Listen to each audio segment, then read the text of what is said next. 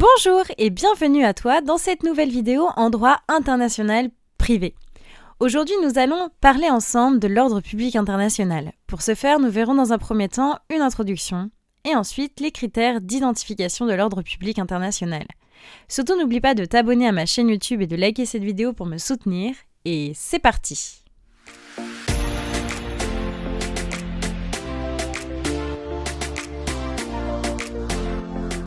Tout d'abord, une définition. Lorsque l'on parle d'ordre public international, il peut être intéressant d'évoquer dans un premier temps l'ordre public interne, celui qu'on connaît en France. En France, par exemple, le droit de la famille est d'ordre public, c'est-à-dire qu'on ne peut pas y déroger ni par des conventions, ni par autre contrat, quel qu'il soit. L'ordre public français est d'ailleurs défini à l'article 6 du Code civil. On ne peut déroger par des conventions particulières aux lois qui intéressent l'ordre public et les bonnes mœurs. Ainsi, l'ordre public international suit ces mêmes prérogatives, mais possède des particularités qui le rendent plus difficilement identifiable. À présent, concentrons-nous sur les critères d'identification de l'ordre public international.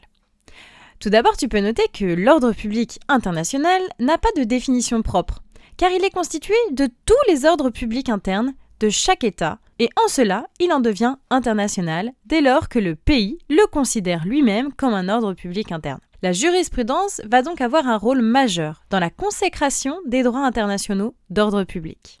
Enfin, tu peux noter que l'ordre public international est également une exception qui peut être invoquée et subit un principe particulier, celui d'actualité. Par exemple, en France, le divorce n'avait pas du tout une reconnaissance avant 1975. Ainsi, les lois autour du divorce sont devenues d'ordre public international dès lors que la France l'a considérée comme telle en droit interne. Voilà, c'est la fin de cette vidéo, j'espère avoir réussi à t'aider dans tes révisions. En tout cas, n'hésite pas à t'abonner à ma chaîne YouTube et à liker cette vidéo pour me soutenir, mais également à me rejoindre sur Instagram. Et je te souhaite de très bonnes révisions. À bientôt!